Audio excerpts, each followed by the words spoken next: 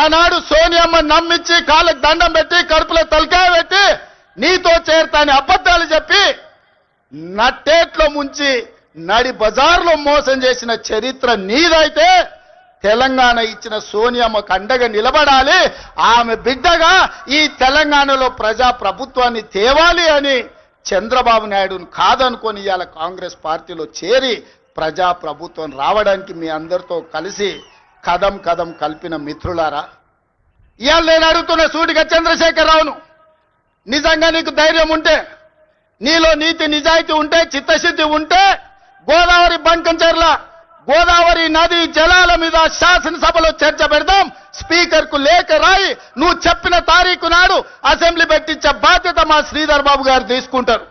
నువ్వు నేను చర్చ చేద్దాం. గోదావరి జలాలలో తెలంగాణకు అన్యాయం చేసింది ఎవరు?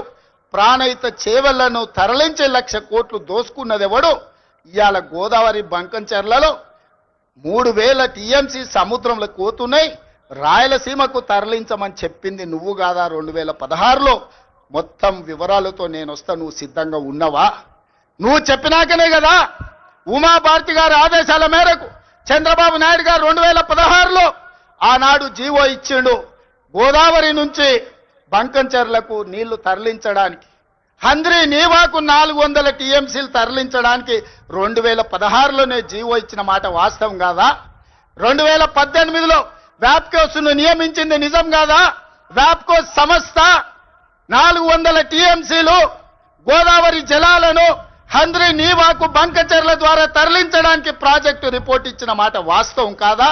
ఇవన్నీ నీ నాయకత్వంలో నువ్వు ఇచ్చిన బోడి ఉచిత సలహాలతోటి ఈరోజు గోదావరిలో 3,000 టీఎంసీలు నీళ్లు సముద్రంలో పోతున్నాయని నీ దిక్కుమాలిన సూచనలతోనే ఈరోజు ఈ దరిద్రం దాపరించిన మాట నిజం కాదా?